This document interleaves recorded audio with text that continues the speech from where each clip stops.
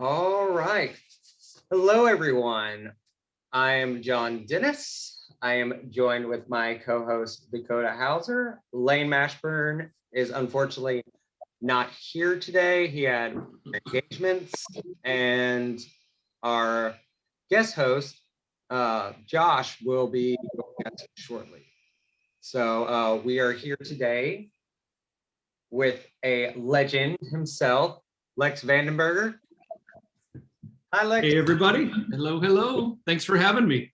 Thanks for being here. I mean, you and I have been talking for a couple months now, trying to figure everything out, trying to get this to work out. We were supposed to do it a couple weeks ago, but health issues happened. But I'm happy that we are here today. Oh, here's Josh. Cool. Okay, so how we start this out is we start with the where we talk about your like casting, how you went through the process and all that. So go ahead. What like were you scouted or did you just apply? No, you mean recruited? Recruited? Yeah. No, there wasn't very much recruiting back then. I think I want to say they had for Africa, I think they had about 80,000 people apply. There were plenty of people applying, that's for sure. But they did very little recruiting back then. In fact, I don't know that they really recruited the way that they do now. There was some cross-pollination between some of the other CBS reality shows. I mean, there were some people that applied for Big Brother that ended up on Survivor Africa and vice versa. But for me, it was pretty bone simple. I originally applied to be on Survivor Australia, the season 2, and I got as far as the semifinals. And the whole reason for me applying in the first place, it was my wife and my mom's idea. They just thought that I should be on the show. They thought that I'd be a ringer. So I thought, well, why not? And so I didn't make it on Australia, but my casting person, she told me, make sure that you apply next time. And I kind of just let it go. I just figured it wasn't meant to be. And when applications were open for Survivor Africa, I'd actually been laid off work and I was unemployed. And my wife said, just throw an application in there just so that you got something else to kind of distract you. And I ended up getting my video and my application in. I had to FedEx it because I sent it in the day before the deadline. And so it got there next day and I got a call from my casting girl like that day. Oh, wow. And so I made it to the semifinals. I then made it to the finals, where they basically put you in a hotel for a couple weeks, and you go through all of the personality profiling, the medical tests. There's all sorts of kind of on-camera auditions, and you meet with producers and Probst and Burnett and all the people. And I was at the hotel for almost 2 weeks, and then. Funny story is I knew that if they sent me home before I had my shots, that I wasn't going to be on, because I knew what date we were leaving. I knew we were going to Africa, and I knew that the deadline for getting my vaccinations to go to Africa, that deadline was basically that week. And so I had a casting person come into my motel room and said, yeah, your flight leaves tomorrow morning, so be ready to go. We'll call you and let you know if you made it or not. And so I knew at that point that I had been cut. And so I called my casting girl right away. I called her cell phone and told her, yeah, they're sending me home. I don't think I made it. And she says, well, just hang tight. Let me make a few phone calls. And she made a few phone calls. She basically called the head of casting, Lynn Spillman, the kind of head honcho, and she said, look, I'm asking you and Probst and Burnett just to trust me on this one. I just give me this one thing. I've never asked you guys for a favor, but could you the only thing that Lex hasn't done yet is he hasn't gone to CBS and met and to the boardroom and met with all the executives like Les Moonves and whatnot. That was always that's the final step, or at least it was back then. And she says, all I'm asking is that you just give them a chance to meet with them. And if they say no, then I won't bring it up again. And so she basically came to my hotel room and said, look, you've got this one chance. You got to be ready, be prepared. This is your last shot. After that, it's probably never going to happen. And so that night, I just thought about what I was going to say. They took me in a van to the boardroom at Television City the next day. And I didn't even give them a chance to ask me any questions. I just told them exactly what I was going to do, how I was going to kick everyone's ass. And next thing I knew, I was getting shots in my arms. So, Wow. but interestingly enough, Lynn Spillman, who was executive casting director, she didn't want me on the show. She didn't think that I would be a good fit. And so it was my casting girl that it was the person that had been assigned to me. She was the one that believed in me. She's the one that also tried to get me on Australia, but she said that just wasn't a good fit. If you look at the Australia cast, how would I describe it? It's not the freak show that Africa was. I mean, Africa is just like, the good, the bad, the ugly. We were all over the place. Australia was a really kind of, it looked like America, it was apple pie. It was, you had the Colbys and the Tinas, and it was just, everybody was just kind of, it was a bit laced compared to a bit. And she basically put it that way. She says, the cast that they're going for Australia is this very kind of, America and apple pie. You don't fit the brief. You're just too out there. And you got to think about 20 years ago, the only people that were ever on, it's hard to believe because if you watch TV now, it's not the case. But back then, the only people that were heavily tattooed that were on TV were bikers or, gang members or killers, or, it just wasn't really done. I mean, coming from somebody who has a lot of tattoos, and I have a couple piercings and stuff like that, it was when I was growing up. I said this to Rob also, that like you guys were a couple of my idols because you were how I wanted to be. So it's like. And how old were you when Africa was on? Let's see. That was 2001, right? Yeah. So 20 years. You were a kid, right? I was 13. I would have been 8. I was 13. Oh my God, that was a while ago. That was the funny thing lately has been now that basically every season of Survivor is available on streaming services like Hulu and Netflix and whatnot, and because people are locked, on lockdown and shelter in place, it's incredible how many people, how many new fans. There's a whole new generation of fans, and I know that like my social media started blowing up again because people are seeing Survivor Africa and Survivor All-Stars for the first time because they're going back now because they're all these seasons are available.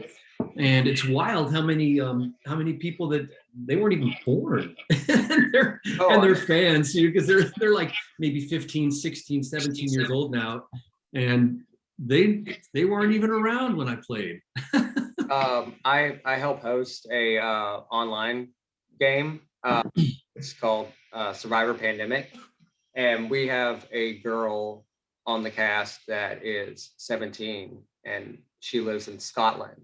So wow, it's like Survivor is that international that we can have this little online game over Zoom and have this person halfway across the world right there. Like Dakota and I have a couple friends from Australia, New Zealand, stuff like that because of everything like that. It's really a trip. It's back when I played, Survivor back then, at least Survivor was the number one show on television, number one show in the world, and the only continent that didn't broadcast Survivor was Antarctica. It was broadcast on every single continent, and so the strange thing is, after Survivor, I was lucky enough to be able to travel to many different countries. I did all sorts of stuff. At one point, I was hosting and taking people on kind of ecological expeditions in South America and Central America. So I'd traveled to Ecuador and Peru and Bolivia, and I did that. I co-hosted these trips with the general from Survivor Marquesas and Hunter. Ellis from Survivor Marquez. The three of us would host these groups of people on these trips to South America and Central America.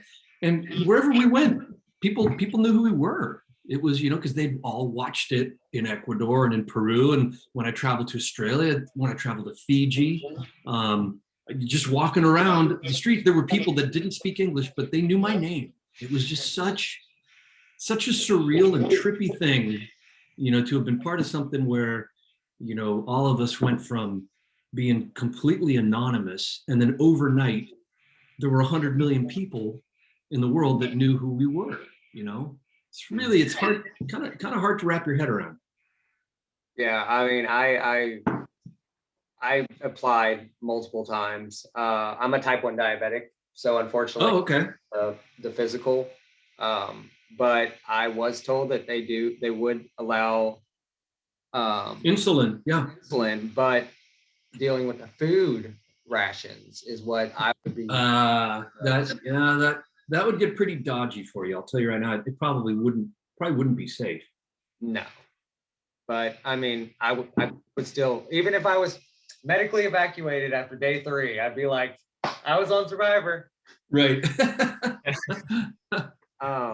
But going back to you, Sarge, and Hunter, that's an interesting trio right there. Like, oh yeah, the general, the general Hunter. General, sorry, Sarge was on Vanuatu.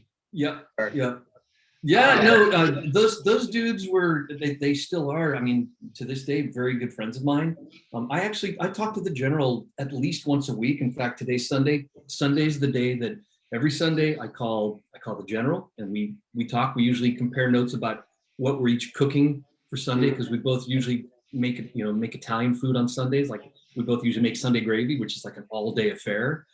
So I talk to General every single Sunday, and every single Sunday I call Big Tom. That's just like, Tom knows if I don't call on Sunday, something ain't right, because every Sunday I check in with Tom and see how his family's doing and catch up. So, but yeah, Hunter and the General, he and I, both those guys and I got to be really close. We'd done, back then, I mean, it was before social media, so the only way for fans to really communicate or meet any of us was at charity events, because there really was no social media. You couldn't, follow somebody and DM them or anything like that. It just didn't exist.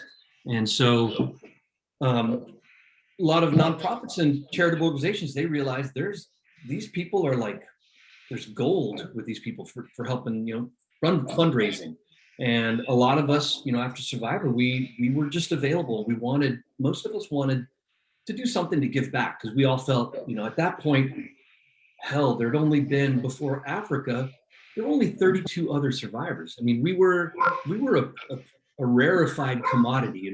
When I did Africa, there were a total of 48 of us, something like that, in the world. And so nonprofits and charities said, yeah, if we, fans want to meet these people, so all we got to do is just fly these people in, to one place and, charge admission, do meet and greets, autograph signings and everything. So we all of us from Survivor, Survivor Australia, Survivor Africa, we got really close really quick, because we were constantly traveling with each other all over the country, sometimes, out of the country, often to Canada and whatnot. And we would just, I think that first year after Africa, I must have done 40 or 50 charity events in one year. I mean, I was, ask my wife, I was, I left to do Survivor. I was gone for 2 months. And then after Survivor aired, I was basically, for that next year,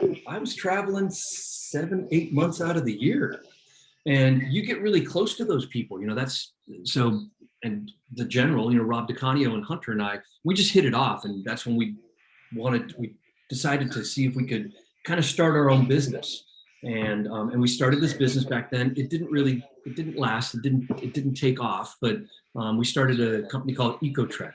And the whole idea was we partnered up with a travel company that basically would book these kind of group tours in all these exotic locations. And we pitched them with the idea that, how about, how cool would it be, because this, there's this show Survivor, it's the #1 show in the world. If how cool would it be if you had actual survivors that would host these groups of 10 or 12 people and take them to trips around the world, to locations where Survivor had happened and other places as well. And I said, I've got relationships. The three of us have relationships with all the survivors, and we could get you, how would you like to have, like the three winners, like, Richard Hatch, Tina, and Ethan take, a group of people. It was just, that was kind of our concept and our idea. And so the first trip that we hosted was a trip to Peru and Bolivia, where we actually took a group of, I think, about 14 people, and we hiked the Inca Trail to Machu Picchu, which was it's like a 4-day hike, where you have basically, you've got porters and they carry a lot of the equipment. You have a backpack, and you're basically mountain hiking at altitude, with the final destination about 4 days later is Machu Picchu. So that was super, super cool to do that with my brothers, Hunter and Rob. It was killer. Unfortunately, the company it just didn't have legs, but we might have been ahead of our time. I don't know. I honestly think you were, because if you did something like that now, I think it would go well. Not during the pandemic itself, but right, we'd be in trouble right now. Right, but if it like when everything opens back up, if you did that now, it's like, look at things like what Omar's doing with Kids the World and stuff like that. That's now those charity events are, like Give Kids the World, those are crazy, because back in the day, you basically got maybe a dozen survivors together, but now they've got these events where there's like 100, 150, 200 reality TV people all in the same place. I've been to a couple of those Give Kids the World. They're super fun. They are nuts. They're crazy. Yeah, Janet was telling me how fun the last one was, right around Christmas time and everything like that. Oh right, yeah. They'd asked me if I wanted to go, but I'm not traveling at this point under pandemic. My wife is in the high risk group, so we basically, for the last 12 months and change now, we've been on pretty much 100% lockdown. That's understandable. That's how my grandmother is. It's like, she doesn't leave the house. My grandfather does, but yeah. So like, and then my uncle and his pregnant wife, they only go over to my grandparents' house. They don't go anywhere else. So yeah. Pandemic sucks, but some people are being smart about it. Well, yeah, pandemic sucks, but there's one thing that sucks more than pandemic, and that's dying from the pandemic. So it seems like a pretty easy choice or decision to make. Mm-hmm. Dakota, do you have a question before we move on?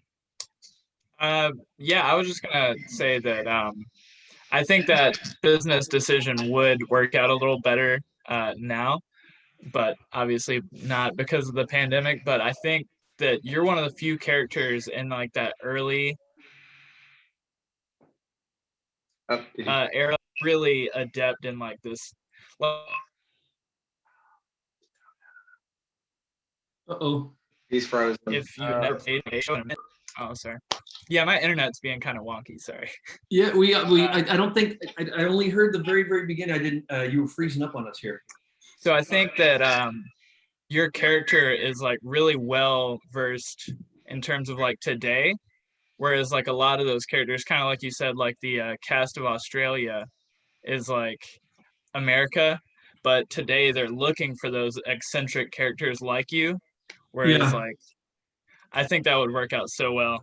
I feel like it was just so much, for me at least, it was so much more interesting that the cast of Africa was, like I said, a bit of a freak show. Everybody was there were 16 square pegs that wouldn't fit in any round holes. We were all so different from each other. And I felt that was really interesting. There was somebody for everyone to love and hate. No matter who you were, there was there were people that, people that loved, cheering for me, and there were people that wanted to see me fail. I mean, that's good stuff, right? When you don't just have, let's let's be frank. How boring would it be to have 16 heroes, like all just, I mean, that's such a yawn fest. It's boring. but you put 16 people, and I've got to wonder if they put us all together thinking that we were going to that there was going to be so many fireworks that we'd eventually all just, want to kill each other.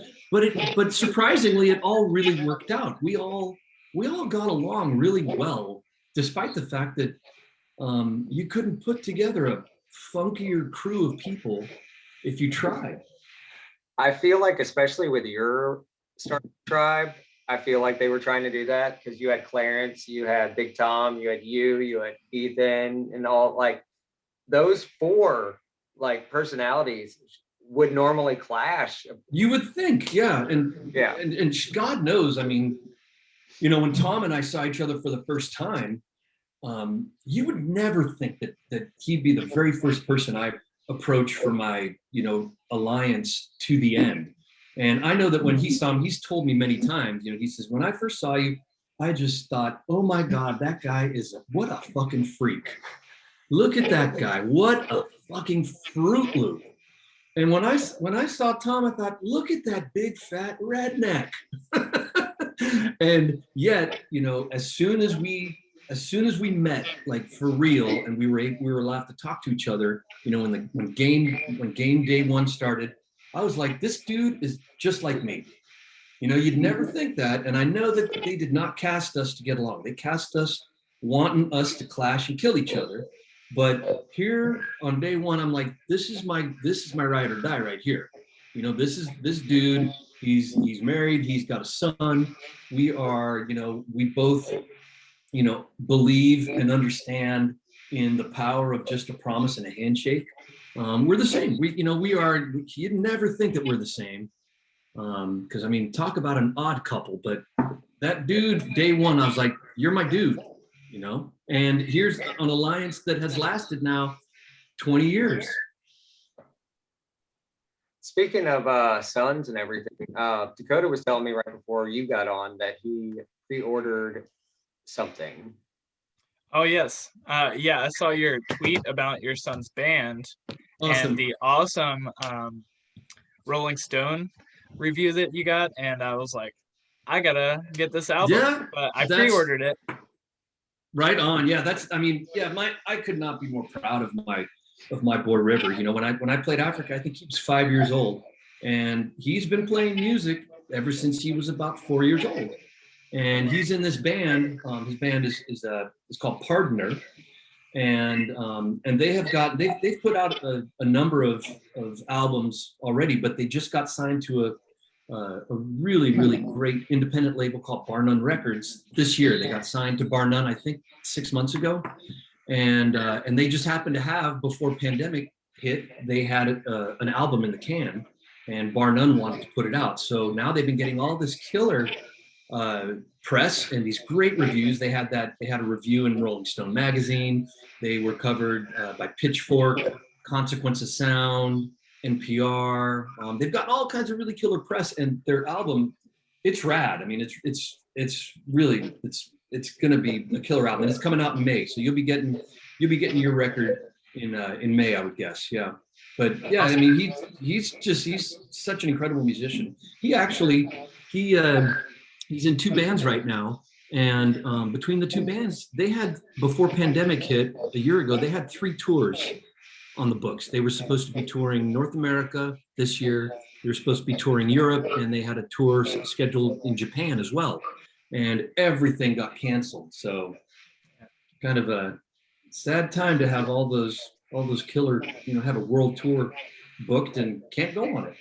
Yeah. I know a couple of my friends, they were in other countries when the pandemic hit and had oh God, go what back a to the nightmare. States. Yeah. And then I think who was it? Somebody from the Cook Islands cast was staying in the Netherlands during the pandemic. So, Oh, wow. yeah. I watched the reunion thing from the Give Kids the World, and they were Yeah. there. So it was like, oh, well, that's cool. I mean, at least you're in a safe area. They're back to. Yeah.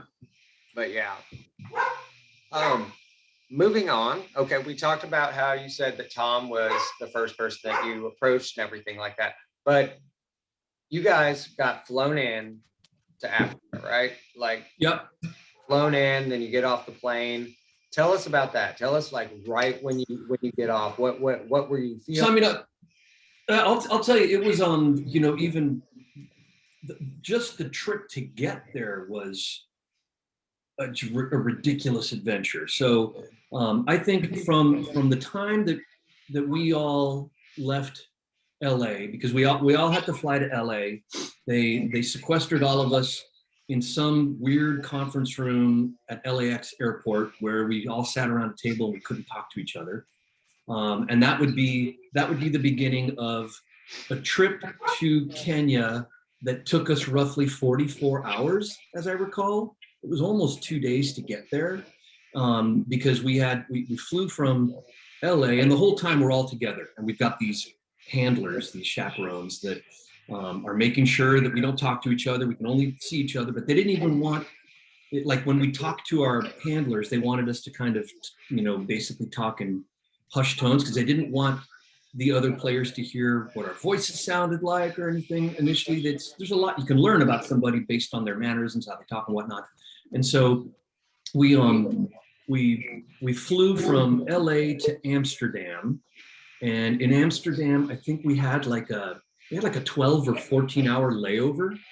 And so they basically got us 2 hotel rooms, one for the guys, one for the girls, and we basically all just hung out. They wouldn't let us go to Amsterdam. It was like an airport hotel. We were sequestered. We couldn't leave or go anywhere. Like I was thinking, Amsterdam for 12 hours, awesome. I'm gonna go buy some weed, and we're gonna have some fun. and no, there was no leaving this hotel room, which only had 1 bed, so everyone was just kind of laying on the ground, taking naps. They'd bring in food, and then we got on a flight that took us from Amsterdam to Nairobi, and then from Nairobi we took a bush plane that took us from Nairobi airport into this game preserve. So that was like another hour, 2-hour flight, and then from there we got on these overlanders. That truck that you saw in episode 1, that big, crazy, open kind of where they had us sitting in the back.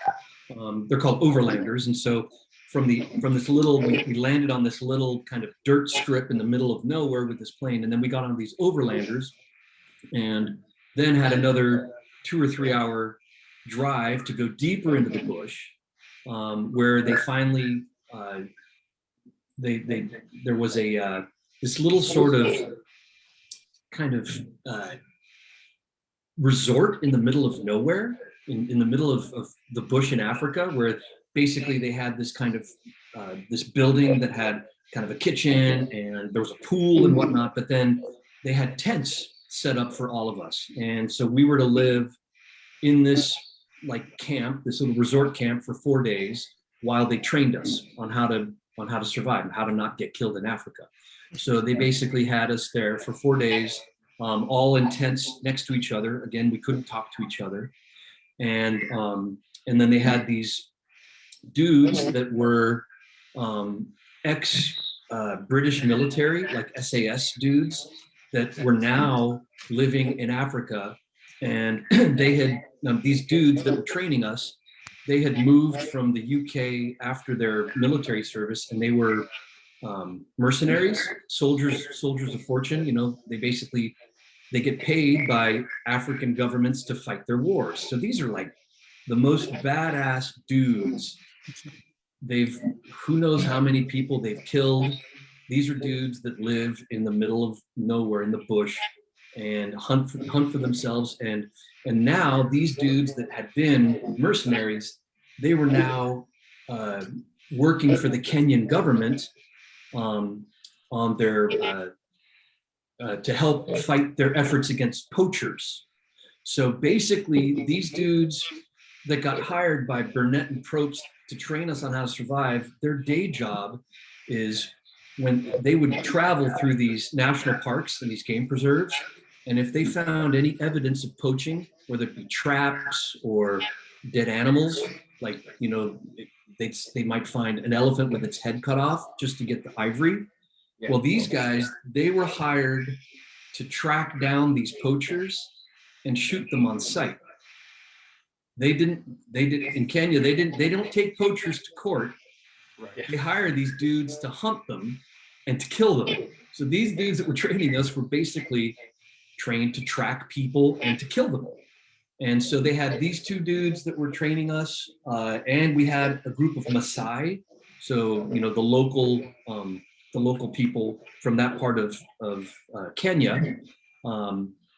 And the Maasai and these two kind of badass mercenaries were training us on how to build fire, how to build shelter, how to protect ourselves with these what they call the boma, these fences, the circular fence that we had to build out of acacia branches and thorny branches, like a kind of a natural like barbed wire, right? And they were training us on how to identify animal tracks so that we could, if we went outside of our protected enclosure, we could identify if there was, you know, if there were lions that were close, you know, if there were lion tracks, how fresh they were. They taught us all these really, really, really cool life skills that ordinarily you'd never get to learn.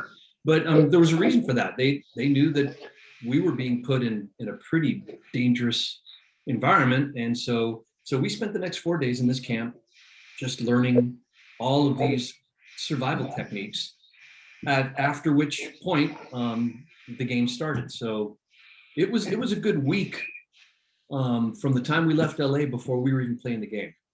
That's crazy. I mean, I think that's why Leaf was telling me when I interviewed him that it was longer than 39 days. He was like, oh yeah, like 60 days. And I was like, what? Yeah, it was almost 2 months. Yeah. And during that time, you know, you have to understand, you don't get to email your family. You don't get to talk to your family on the phone. There's no correspondence whatsoever. You're completely cut off from everybody that you know for about 2 months. Is that a little jarring? Like, you go into it and you're like, I'm gonna win Survivor, like, and then you have to spend this entire time and you're like, you also don't need to get killed by like lions. Well, yeah. Does it take some of the wind out of your sails? Like, does it take a while before you get, you know, kind of on the ground running? Well, I mean, you don't have any, if you don't hit the ground running, then, you know, someone's going to eat your lunch. So you can't afford not to hit the ground running. You got to do it. But I mean, to be totally honest, when we first started playing the game, the first day or two, we'd gotten all of our training, but we were ignorant and we didn't know how much danger we were in. We thought, oh my God, this is a TV show. I'm sure there's dudes with guns that are just, you know, just where I can't see them, but they're right there. They're, if anything gets close to us, you know, we're fine. We're going to be safe. And for that reason, the first couple of days that we were out there, we did not build our shelter to spec the way that they had trained us. I mean, frankly, you know, it was 118 degrees. We had no water at that point, water that we could drink. Oh yeah, because you guys had. We were hot. You guys had the animal droppings in your little. Yeah, I mean, we were expected to get, you know, it's arguably the worst water situation in the history of 40 seasons of Survivor. In fact, nowadays, I don't know if you know this or not, but nowadays they give them fresh water. They don't have to boil their water now. They can just they basically put a clean water container and they can pull it and drink it. But back then, you know, we had to get our water from this spring that when we first got to this spring, it was literally about 1 or 2 inches deep. It was just mud, basically. So we had to dig out the spring to create standing water. But that water source was also the water source for buffaloes, elephants, baboons, leopards, hyena, and where animals go every day to drink, they also go every day to shit. And so, the place where we were pulling our water was literally filled with shit. And so it wasn't safe to just drink it unless you could boil it. And those first couple of days, we didn't have fire. We did not manage to pull off making fire by rubbing sticks together, even though we had, a couple of us had managed to pull it off during training. In fact, when we were being trained, when the Maasai were showing us how to make fire by, rubbing sticks, out of the 16 of us, they paired all of us together, right? We weren't supposed to talk, but each of us got a buddy in this fire making class. And they paired me with Frank Garrison. Oh. And we couldn't talk to each other, but we were hell-bent on making fire. Because Frank and I mean, you won't find two more pathologically competitive people than me and Frank. And so out of the 16 of us during this several hour training class, once it got to where we had to actually make a fire, only 2 people in the entire group managed to make fire. And that was me and Frank. We made fire. Now, which is great, but what screwed me is in the process of making fire, my hands were not properly calloused enough. And I spent so much time rubbing that stick, hell-bent on making fire, because I wanted everyone to say, oh, that dude's a badass. I want to be on a tribe with that guy. I was out there to, I wanted people to be scared of me too. And so, but in the process, I tore my hands up. In the training, I had open blisters because I had worked so hard. So by the time the game started, I started the game with hands that had bloody blisters on them. So I was kind of useless at that point to make fire. Didn't they show your hand with bandages on it at the very? Maybe I don't recall. I don't think I actually got bandages though. Or like a rag. It was like maybe a rag or something. I may have wrapped a piece of my t-shirt or something around it. But yeah, it's so yeah, long story short, I think what I was getting to is we were not taking everything seriously enough. We thought we were safe, but we weren't. And so instead of building, the wall around us, they told us very specifically, that wall has to be 6 feet tall and 4 foot thick. And that's a hell of a lot of, branches to drag over it to build in 118-degree weather with no water. And so we were all like, whoa, we're going to make, a wall that's 3 foot high. But we're going to try, we don't want to collapse from dehydration or anything. So, there's guys with guns over there. And so those first 2 nights, remember episode 1, we had the lions came to our camp. And they at night. And that was the other thing. They said, the only way that you can truly keep lions and predators away from your camp is to have a fire going. And that fire needs to burn all night, and it needs to burn 4 foot high. So those are big flames, but the flames, are deterrents to, animals are scared of fire, and we had no fire. So we got the only time in the whole game in Africa that Burnett visited. He doesn't visit you at camp, but he came on that 3rd day. He came to our camp and he gave us a tongue lashing.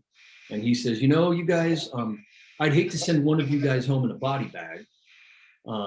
But you know what I'd hate even more than that? I'd hate having to send one of my crew home in a body bag, because those are my employees and they trust that I'm going to keep them safe. And I have to answer to their families if one of them perishes because of your stupidity. I had you trained on how to survive, and you've ignored everything. You think that we've got people with guns. You don't. There's no one there with guns here to protect you, and there's no one there to protect my crew. So he says, beginning tomorrow, you guys better get your asses and your act together, or I'm going to pull the plug on this whole production, and everyone goes home, and there won't be Survivor Africa. So that next day, I'll tell you what, we built that wall pretty damn quick. And then that night we got flint, flint and steel after we lost that first immunity challenge. And I'll tell you what, for the rest of those 39 days, we had fire burning 4 foot high every damn night because we knew that there was a good chance that something was going to be able to get into our camp and kill us, something would have. Yeah. I mean, like when you watch the show, you see you guys freaking out and stuff like that, but you don't actually realize how close they were to you, I don't think. But we knew how close they were because we could hear them breathing and we could see their eyes, but we just didn't think at that time. I mean, yeah, it was crazy when you think about being like about 8 feet away from, a predator that could kill you without trying. But in our minds, we were like, yeah, that's kind of scary. But we were also thinking, yeah, there's security. We've got armed security. And when we found out, and honestly, when I looked at, the crew because we would have oh, look at that. I've got the general's calling me. Oh. It's Sunday. I'm gonna have. Yep, it's Sunday. I will call you later, buddy. What was I? Where was I at? Talking about the Lions. Mm-hmm. You were saying we figured we were like, oh, it's fine. They're gonna. Yeah. But we knew that something was up when because every night we would have 1 or 2 crew people. We'd usually have a camera person and a producer that would basically stay with us all night because a lot when you've got people that have to maintain a fire all night, it means that's when people really talk. That's when game chatter happens, right? When everyone's sleeping, but there's 2 people that are tending to the fire. So they wanted to make sure they had crew there all night, every night. And we all knew that something was kind of dodgy when those lions visited us and we're all, yeah, well, we're safe. We're going to be fine. But then you look over at the crew and they look like they're about to shit their pants because they know that there's no security, but they can't tell us. But they're like thinking, oh my God, I'm not getting paid enough to be out here with these chuckleheads that don't take this seriously enough to build a proper wall or a fire to keep these animals. And now I'm gonna have to tell my wife the reason that I lost my arm is that a lion got a hold of it, because of these idiots. So yeah, it was serious business. But you can't let it pull you off your game. If you don't have your eye on the prize every single day out there, someone else is going to eat your lunch. I mean, they say that your season was probably the most dangerous out of any season ever filmed because they stopped doing it that way for a reason. I think that I think Burnett and Probst and the crew, I think they realized, because Burnett, to his credit, the dude likes to he wants the show to be real. He's ex British military.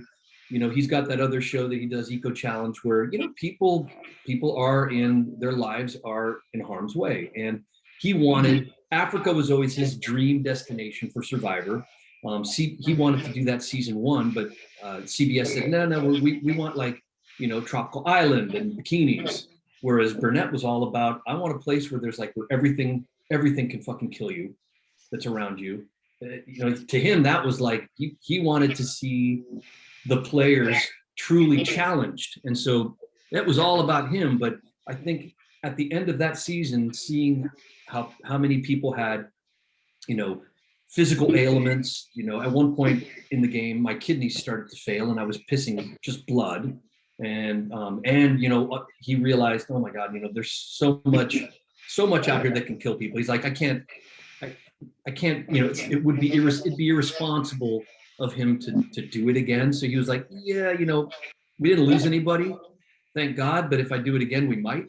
So, from that point on, the locations and the conditions became, I think safer and safer. And that's also probably a reason why, they give them fresh water now. They got tired of people like me coming home and having to take medication for 6 months because, we all got parasites and and bacterial infections. So I just don't think that they thought it was really worth it to have people having chronic health conditions that could potentially plague them for the rest of their lives. So right. Yeah.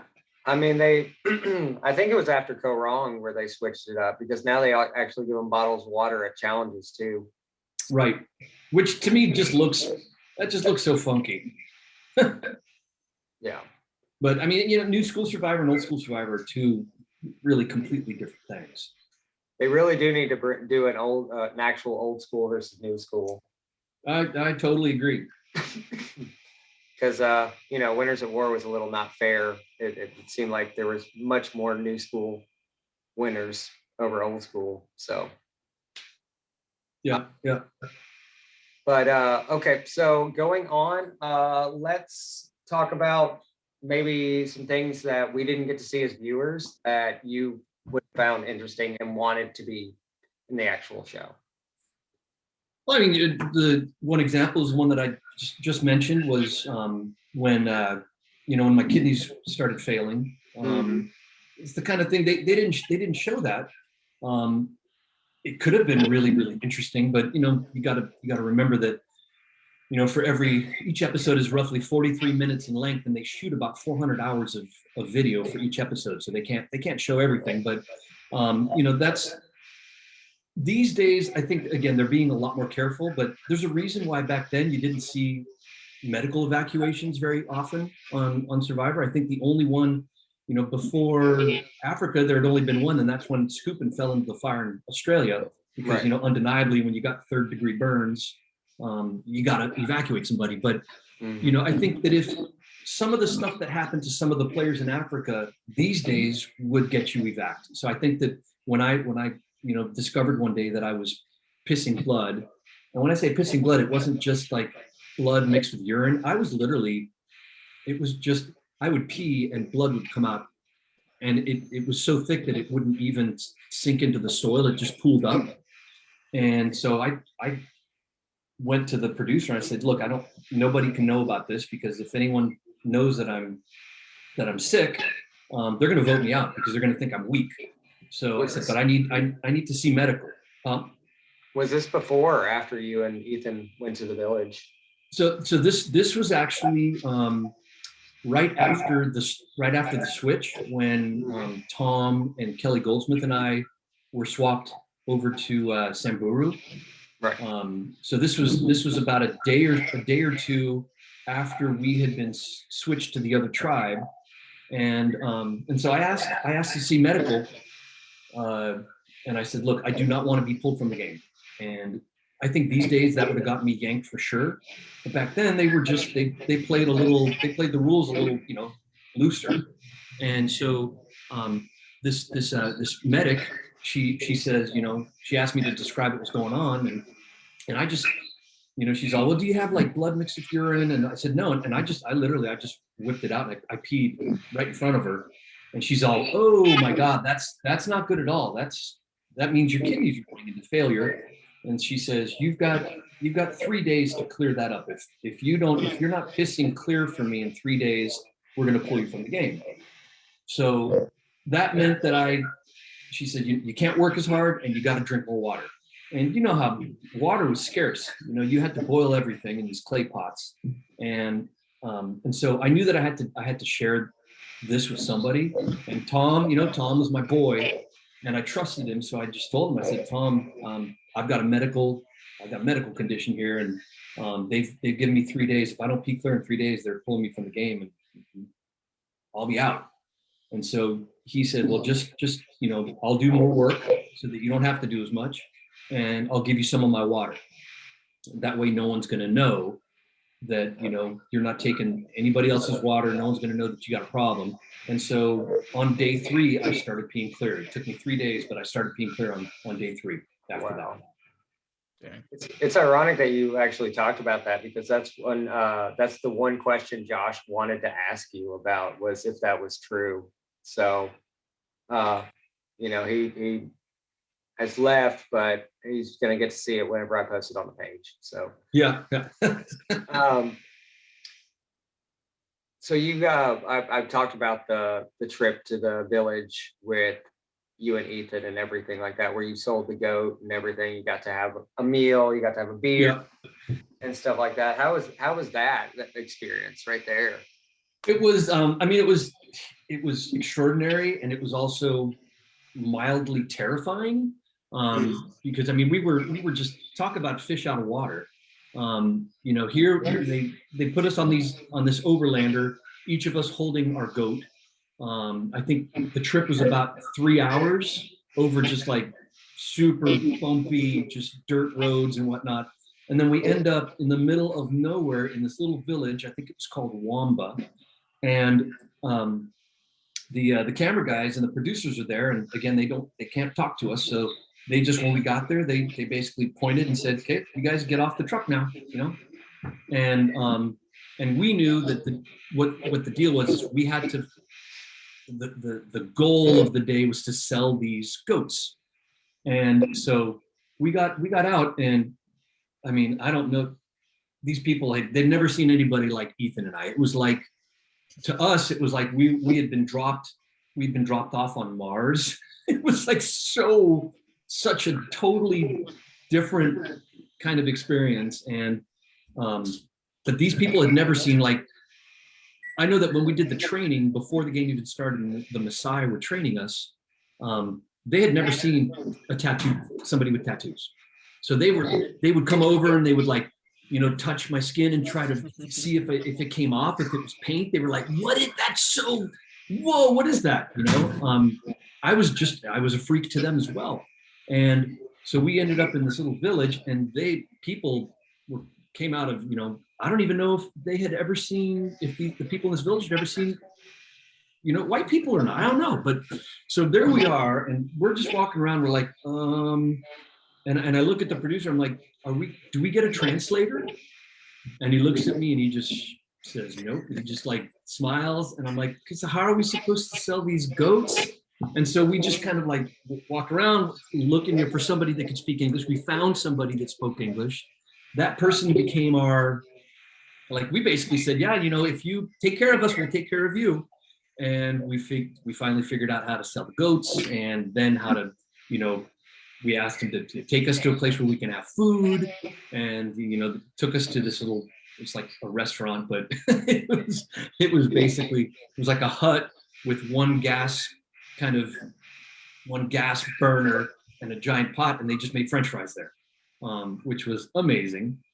But yeah, that whole experience was just, you know, talk about, you know, just being out of your comfort zone. I mean, we were both completely out of our comfort zone, but it was so cool. I mean, where else can you have an experience like that? You know, it's like, I mean, I went to Costa Rica when I was younger, and we stayed in a small fishing village, like, and everything like that. So that little experience of going to the little restaurant that was actually just a hut, that was, yeah, like, we would go to and stuff like that. And they were amazing. It's amazing. Yeah, they were like, when we would actually tip them after we paid, they were like, what's this for? And it's like, it's a tip. They were like, what? So yeah.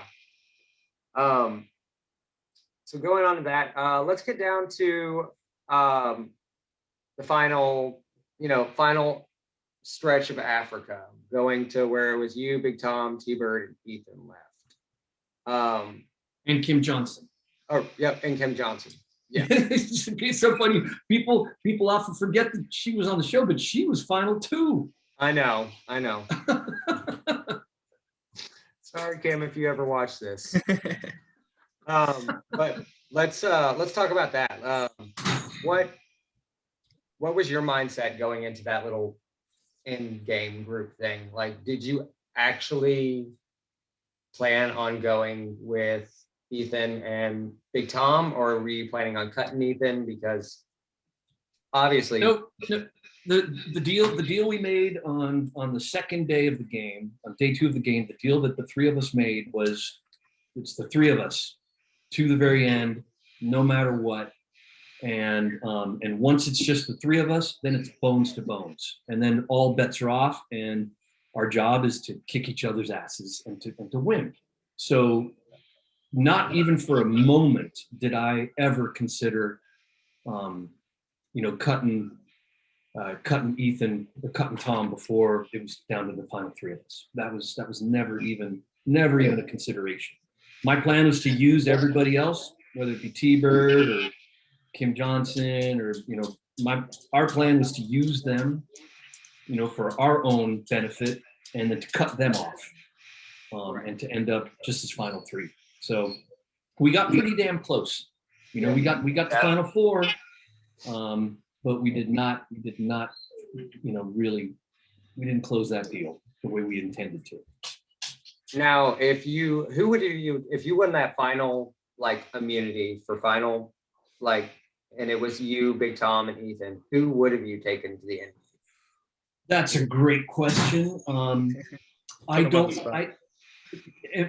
mean, I'll tell you, I don't know. I don't know what the answer would be. It's one of those, I would have made that decision in the game, but I haven't really thought about, who would it have been? They were both my partners. There would have been plenty of reasons, to take either of them. I want to say that it probably would have been Tom, simply because he and I we were the first to make our alliance. Also, he had family, he had a son, he had more responsibilities. And also, I knew that there were a couple people that certainly would not have voted for Tom.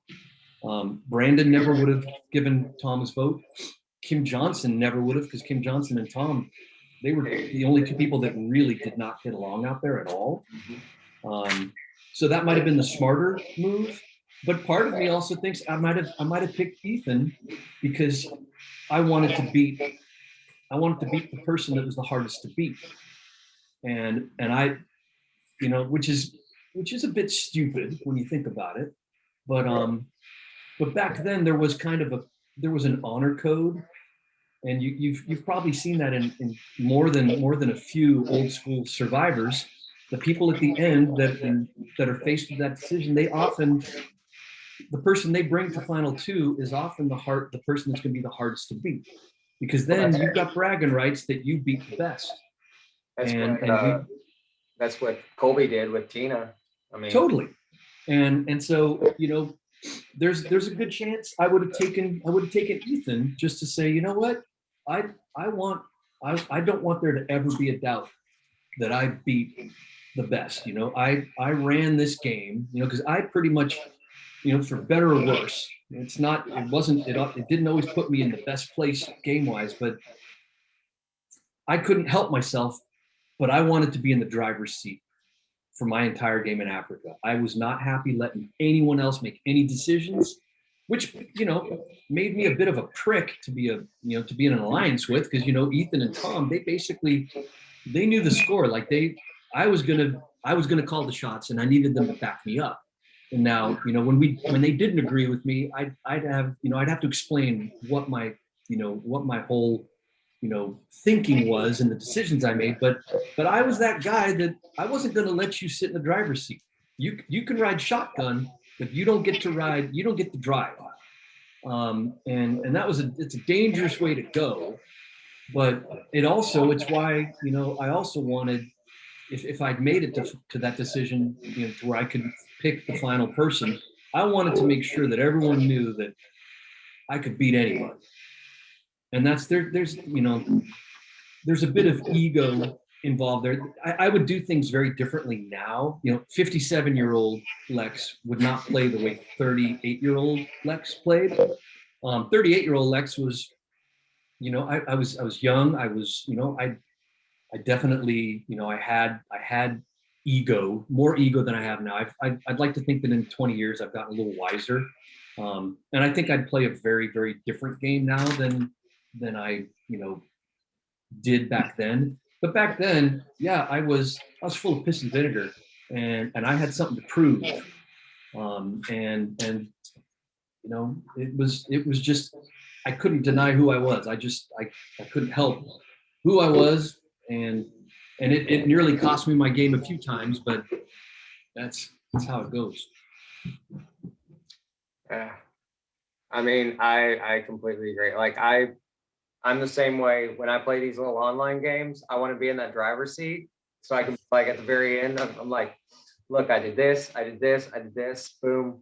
Like, yes, these people help me, or Yeah, they help me, but but when they made the yeah, decision, it ain't the best way to live. It ain't the best way to live in life. You know, it's it's always good. I've learned that in my older age, that collaborating with people and being a good kind of a good team member, and I actually I did learn quite a bit of that from the time I played in Africa and 3 years later when I played All Stars, because my Big Tom and my Ethan in All Stars, that was Kathy O'Brien, and there were a few situations where I was very firm and I said, I want to make the decisions I want to make. Like, I decided, I wanted to get rid of Hatch right from the get-go. First chance we get, I want to get rid of him. I wanted to get rid of Colby as quick as we could. I did not want Colby. In my mind, Colby had no business making it to the merge, because if I let him get to the merge, then it's shame on me and it's my fault. The day that I get voted out, it's because I screwed up and I didn't get rid of Colby. So, and Kathy was always really good about, when I said I really want this, she worked with me. But I knew that I'd have to do that for her as well, which is why when we came to that kind of game changing moment for me, where I had to decide whether to keep Amber or get rid of Amber, Kathy and I had been talking all day about what we were going to do. And, and I know that the way it appeared when the show was edited, it looked like it was basically all my decision to keep Amber, because I'm the one that had told, that had told Rob, yeah, I'll take care of her if I can, and you take care of me. But what they didn't show at the end of the day is that when Kathy and I spent all day kind of talking to each other and then thinking about it ourselves, before we went to tribal that night, we had one last meeting, just the two of us, and I said, okay, so what do you want to do? What do you think? Get rid of Amber or keep her? And she says, well, what do you want to do? I said, I want to get rid of Amber, and I want to keep Jerry. And she said, well, I want to get rid of Jerry. I want to keep Amber. She says, I really trust that Boston Rob is going to be good. He's going to be good on his word. And she says, we can use that. We can leverage that. And I knew at that point, in order to be a good team member, and I had an alliance with Kathy, I couldn't push my own agenda on her. I needed, it was a give and take relationship, and this was my turn to basically let her have her way. So I said, okay, we'll get rid of Jerry, which broke my heart, because Jerry and I were really, really close friends before we played All Stars together. Jerry Manthey was like, she was my girl. And I knew, and that was part of the problem for Kathy. I think Kathy knew that if we kept Jerry, that Jerry was a number for me, that I had Jerry in my pocket, but Jerry was not going to be a number for Kathy. And I think Kathy was worried that Jerry, since Jerry and I were so tight, that Jerry might be a threat to Kathy, that maybe Jerry and I would have an alliance then that would be tighter and closer than me and Kathy. So it was good for Kathy's game. But it broke my heart to have to vote Jerry out. And in retrospect, obviously, it was the worst decision. If we had gotten rid of Amber and kept Jerry, that game would have been completely different. Rob and Amber would have been out early, and Jerry and I and Kathy would have gone real deep. Who knows? One of us could have won the game. do you think that you would have cut Rob right at the merge, or would you have kept him longer? I think I probably would have cut him pretty early. And the reason I say that, even though he and I were tight, I know Rob well enough to know that if I had gotten rid of Amber and we had merged, I think Rob would have been furious. And I think it would have been hard for him not to just cut into me and not to just kind of rage on me, which probably would have resulted in me saying, whoa, dude, got to get rid of you then. If you're that angry that I got rid of your girl, I can't keep you around, because you're gonna try to get rid of me as revenge for getting rid of Amber. So I wouldn't have had, it wouldn't have been my intention to go into the merge and get rid of Rob right away, because he was my buddy. He and I were very tight. But if I kind of use my own ability, for predictive analysis, I think it's a fair bet that Rob would have been pissed off if we had shown up and Amber was gone. And I think that our relationship would have probably suffered enough that I would have had to get rid of him probably pretty quick. Right. Well, unfortunately, it did cost you your game, but you got to be on Ponderosa, right? I did. How was Ponderosa? Ponderosa in early All Stars, it was a turd. It was an absolute turd. The last thing you want is to spend. I was the first member of the jury. The last thing you want is to spend weeks out there and not be able to play the game. That's the whole reason. The whole reason that I was out there and taking 2 months out of my life from my family was to play Survivor. So all of a sudden, not only was I not playing the game, but I knew that I'd lost. And Ponderosa. So the one good thing about Ponderosa is all of a sudden there was food, there was beer, all that stuff. So I laid into that shit quick, but our Ponderosa was an island. It was a little tiny, and when I say tiny, I mean I've never been on an island really quite so small that actually had any sort of building on it. This island, it was in the Pearl Islands. This island was so small that you could walk around the entire circumference of the island in about 3 minutes, 3 or 4 minutes. So it was smaller than a small suburban block. It was just big enough to have like 10 huts on it. So there were 10 huts on it. And then there was, in the middle of it, there was a kind of a community kind of structure. And that was where they had a kitchen. They had kind of the dining commons, and they had a place where we could kind of sit when it rained and watch a TV, where they had I think we had a few DVDs that we could watch. And but this island was tiny. So talk about getting cabin fever when you're stuck on this. And they had kayaks. So during the day we could kind of kayak around and explore a little bit. But we were stuck on an island. Like, this island's so small, I could throw a rock from one end of the island and I could hit the other end of the island with this rock. That's how small this island was. And so you were basically stuck on this island with other people that got voted out. Everyone's feeling pretty salty about the fact that they got voted out. And then you're like on this little island. There's nothing to do but you can fish. So I spent my days fishing, kayaking, eating, drinking beer, and just trying to keep from going nuts, and waiting for the next person to get voted off so that there'd be somebody else that you could have a conversation with. And I had books. They told us in case you get voted off, bring like 3 or 4 books. I sat there, I read books on the beach and stuff. But yeah, Ponderosa was shite. You didn't want to be in Ponderosa. I think nowadays Ponderosa is way better. I've seen like the Ponderosa in Fiji. It's like a resort. Our Ponderosa was, you had a hut. Each person had their own little hut, and you had a shower, but it was cold water only. There was no heated water, so it was cold showers. And yeah, you had food. They would send people to the mainland, to Panama, every couple of days, and you put in your orders. What did you want? Did you want specific kind of potato chips or whatnot? What do you want? And then they'd come back, and then you'd gorge yourself. And that was kind of like every 3 days. You'd go to Tribal Council, which was exciting because that was the one time you got to do something different. And then the rest of the time you were just basically eating yourself sick and waiting for the days to tick down so that you could go home and not win because your game was over. So who was the most bitter when they got to Ponderosa?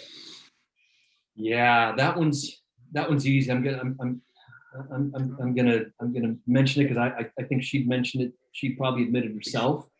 But Alicia was absolutely devastated. She was absolutely furious. And I remember, because I loved Alicia. Alicia and I knew each other from doing charity events before we did All Stars, and I loved Alicia. I didn't get to play with her, sadly, but I loved her. And the sad thing is I remember when she was voted off on All Stars, and I saw her come. I was excited that I was going to get to hang with her, and she did not come out of her hut for like 3 days, 4 days. Like, I think the first time we really saw her was 3 days later when we went to tribal. She didn't come because all of us, we had our regular kind of Ponderosa routine, which included, you get up in the morning, you go to the dining commons and you have breakfast together. There's a guy there, Cookie, he cooks you food, and you all, have breakfast together, and then you hang out. You might watch a little something, a DVD or something. You eat some food, you drink some beer, you go swimming. We hung out, and but Alicia did not come out of her hut, not for breakfast, not for lunch, not for dinner, not once, for like 3 days. And a lot of that time, we all have, there's a shrink, a head shrinker that all of us, that we have when we're out there, just to make sure that no one, does something stupid like hang themselves with a bed sheet or they just wanted to make sure that we all, that if we needed any kind of help with mental health, and we actually, all of us have a psychiatrist that we get for life. I've got a phone number in my cell phone. If I ever need to call this person, I can do that. I've never felt the need to call this person. But if I ever needed to, I've got somebody that I can call. And I know that person that I have in my phone that was out there with us, she was out there with us in Africa, and she was out there with us for All Stars. And she's actually the person that when you get voted out, she's the person that when you've taken your walk and they snuff out, Jeff snuffs out your torch, you go to this little hut and they shoot your final words. She's the person that greets you after you've done that. Because she usually has a candy bar in her hand and something nice to drink. She's the first person they want you to talk to, because a lot of us are nuts. We're just nuts after we've been voted out. So anyway, I know that this psychiatrist spent a lot of time with Alicia, because Alicia she was devastated, and she just needed somebody that wasn't part of the game, to talk to. But yeah, and I have to say, it's obvious when you watch Final Tribal, there was a lot of bitterness on that jury. And, a lot of people like to, they like to wag their fingers at us and say, God, how could you guys be so bitter? That's just, poor sportsmanship. Like, my challenge to you is, why don't you go out, you try to fucking play Survivor. Right. And you tell me if after all the things that happened to all of us, that you're not going to be a little salty. That's called being a human being, But that cast in particular, because there was so much kind of, Rob and Amber played a pretty dodgy game.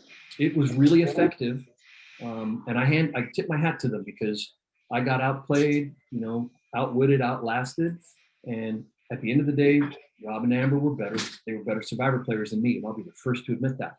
But they also, the kind of game that especially Rob played, was a pretty dirty game in terms of, he made it personal. He would often, he liked to, backstab people, but he also, in his confessionals, he liked to talk smack about the people that were his friends. I mean, the fact that he was like, Big Tom was one of his allies, and Rob would talk so much trash about him. It was really hard to watch. I watched a video on YouTube actually about that, how he either degraded or made fun of every single contestant on All Stars.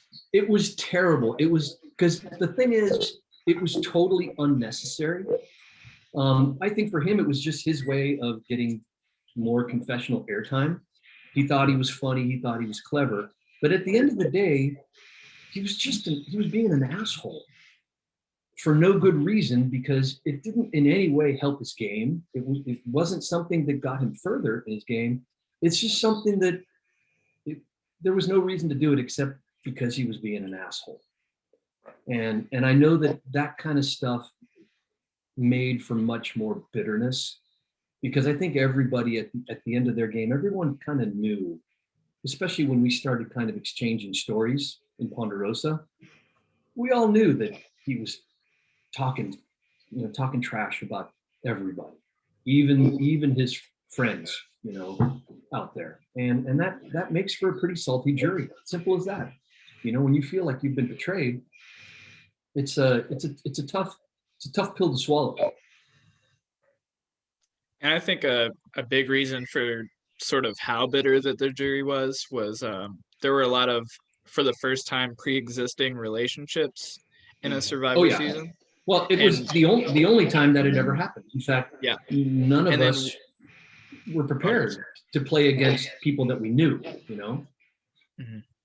And we just saw that with Winners at War, that the entire season was dominated by, like, who were the first threats? Oh, it's this poker alliance. And it's like, who made it far in the game? It was Tony and Sarah that played 3 times together. Do you think, like, when you went into All Stars, that you were looking at the cast and being like, well, I got Big Tom and I got Ethan. Did it like stack up well for you on paper? Were you going into it like, oh yeah, I'm set up? I didn't, yes and no. Full disclosure, I only made one sincere alliance before we left the States to play the game, and that was with Tom. He and I had been talking for the months from the time that we got the call from Probst.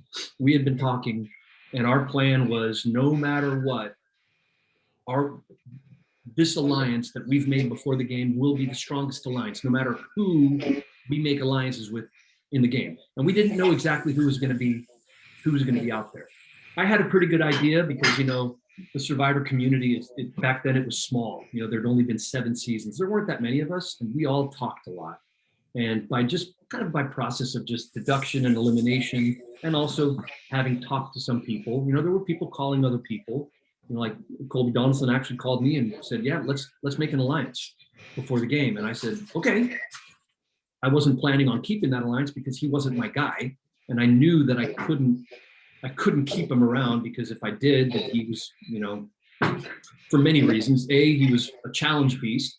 I mean, I was a bit of a challenge beast in Africa as well, but I knew that he was a challenge beast. I also knew that he and Probst were really good friends, and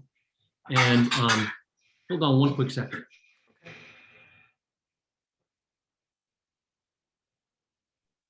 Sorry, guys. I also knew that Colby and Probst were really tight. And in my mind, if I'd let him get to the merge, who's to say that Probst couldn't help his friend out? I don't know for certain that would have happened, but I don't know that it wouldn't. So, but in any event, when someone asks you to have an alliance, the last thing you want to do is say no, because that puts, so of course I said yes to Colby, but I made only one alliance pre-game, and that was Tom. So I knew that I had Tom. I knew that they were not going to allow Tom and I to be on the same tribe. I knew that. I had my list of all of the players who I thought were going to be out there. And I have to say that my list, as I recall, I got about 90% of the people right. And I felt that there were lots of people I could work with.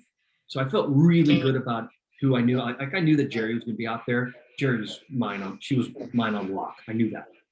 I knew that Tom's going to be out there. I knew that Ethan was going to be out there. Ethan and I talked about it. But in terms of Ethan, I never ever intended on any alliance with Ethan in All Stars, for the simple fact that all of us that had talked to each other before we left to go play All Stars, all of us had agreed on one thing, and that was winners go home first.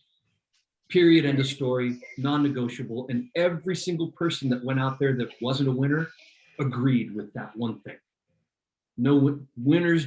If as soon as you have an opportunity, you shank the winner. It would be idiotic to allow a winner to get to the end, because that winner in a final 2 scenario, all that winner would have to say is, look at me, twice I made it to this point. Yeah. Mic drop. I don't have to say nothing else. I'm better than all of y'all. If you don't write my name down, you're disrespecting the game of Survivor. So I was not going to, and the winners, their whole, argument in keeping them was, come on, you guaranteed if it's final two against me against you, you'll win because no one's going to want to give me $1 million twice. Well, that's complete horseshit. Because if I was on the jury and I saw a winner next to anyone else, I would automatically give that money to the winner because clearly they're the best player. If they managed against all odds to make it that far. So we all agreed that winners had to go home. So Ethan was in my sights. Had to be. I couldn't keep Ethan around. I think Russell kind of tried to use that strategy of, look, I'm sitting next to two winners. I'm that confident in heroes versus villains. Well, Russell, I mean, let's be frank. I mean, Russell's a great player, but Russell's also a bit of an idiot when it comes to his gameplay. He is the only guy that I think could never win $1 million. I don't think he could probably get to final two or final three, 5, 6, 10 more times. I don't think that guy's ever going to get that check. So he's a great player in terms of he's able to go deep and last long, but he's also in some regards the worst player because I don't think anyone's ever going to write his name down, or enough people are ever going to write his name down to win that money. So I think it's impossible for him to win. All right. Well, we've been going for a little bit, guys. Yeah, we have. This has been really fun. Do you have anything else for us that you would like to share, or any questions for us? I think we covered a lot of ground, but I guess my only question is, where are you guys? Where you guys out from? Where do you guys live? Because I don't think I've asked you guys that. I'm from Wilmington, North Carolina. So you're in North Carolina, okay, right on. And I'm in Nashville, Tennessee. oh, nice, Yeah. awesome. So I was. Did you guys meet? Did you guys put this thing together like online, or did you guys know each other? Did you go to school together? How did you guys? We play. Well, I played a game, an online game of Survivor for the first season that it was set up. Then I came and I modded. So I was the person that recorded all the calls and stuff like that. And Dakota played in that season. And we got to be good friends. And my wife and I actually went and visited him and his girlfriend over the last summer. So and our friend Lane, I visited also. So the three of us are really, really close and everything. So I'm like, hey guys, I need co-hosts. Let's do this. Because I've done a couple of interviews without them. I've just had like random people join me as co-hosts. Yeah. Hey, let's do this. I feel like this person would be good for you to interview or something like that. And these guys are my bros. Nice. I love it. So Survivor bringing good people together. That's a beautiful thing. And talking about the bitterness of the jury, it's a real thing. You play one of these online games where that's what I've heard. Yeah. When you're on Zoom with people for I'm the game I host, I record on 4 different devices, and some of these people talk for 8 hours video call with each other. And the bitterness is real because you get these real connections, and yeah. You don't think at the beginning of the game that you're going to get them, but yeah. Well, like I said, we're all only human. We're not robots, so yeah, we have feelings. Yeah. Nothing wrong with feelings. Yeah, it's funny that people can, like you said, shake their fingers at the All-Stars jury and be like, how could they be so bitter? And they spent weeks before the game even started of their time and energy, and then all the time on the island starving. It's you can literally play an online game and get the exact same psychological trip of oh my god, I can't believe he voted me out. It's you didn't even you spent an hour a day maybe. It is a trip. It's an interesting situation, because I have heard that from other people that play the online games, that it takes your mind to the same kind of places. Keith Sowell from Edge of Extinction played season 3 of the game that we played. Oh, wow. And tied with Lane for second place. Huh. Wow. And he will tell you, he was like, in his confessionals, he was like, "Oh, Chile, let me tell you, this is more stressful than the actual island." That's funny. But yeah. Well, you guys, thank you for having me. I had a great time. It was really fun to chat with y'all. But and thanks to our silent guests that I could see here. I want to thank Megan and David, Molly, Harmony, Vin. It was a pleasure to be with y'all. One more thing I forgot. Yeah. First audience member to message me, just whatever, just to ask you a question. Oh, cool. Private message. All right. Then get on camera. He said my name.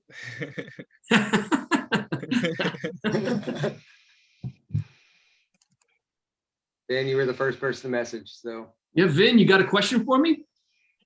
Good.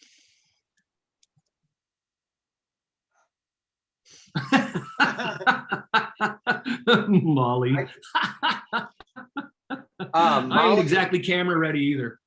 Molly actually played in the Rob versus Tyson Expedition Online in the first season. So she got to they were the little captains and they got to pick their teams. Oh yeah. I guess. Yeah, David. Yep. You're welcome, David. That was my pleasure. Well.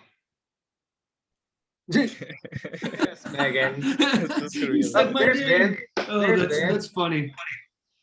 You know, we're just regular people. We're just regular people just like y'all. It's good to see you, Vin. How are you doing? Good. It's awesome to meet you. I loved you on like both seasons that you played. Huge fan. It was just great gameplay, just amazing to watch. And this interview was really cool. I mean, I was listening to you on T-Bird a few weeks ago, and it was just like, I don't know. It was just the way that you speak, I think. It was just like perfect. Well, thank you. I appreciate that. Yeah, this has been great. Thank you so much for doing this with the guys. Of course. Do you have a question? I think John mentioned that you can ask me questions. So. Not much, honestly. I think they asked you all the good questions and just did a phenomenal job with it. So I'm gonna not ask you a question, but it's been great to talk to you though, for sure. You too. You take care, my friend. Thank you. And all of y'all out there, just be well, stay safe. It's these are some strange times, and all my best thoughts go out to all y'all. Get through this thing. And hopefully we see a little bit more normalcy in our life coming here pretty soon. Hopefully soon. And I know you got dinner on your cooking and stuff like that. We saw it cooking in the background. So yeah. And you also have the young puppy and everything that you probably need to take care of. Yeah. So, and I gotta call my buddy the general back, and I gotta call Big Tom too. That's Sunday. That's true. Gotta get the Sunday gravy going. That's right. Exactly. Well, all right. Well, you guys, it was my pleasure, and thanks again. Thanks to all y'all out there, and to anybody that's gonna be watching this later. Thank you guys for being fans. You know, Survivor. It's you guys make all this possible for all of us. So, you guys take care. Be well. Stay safe. Thank you so much, Lex. Bye. Thanks, Lex.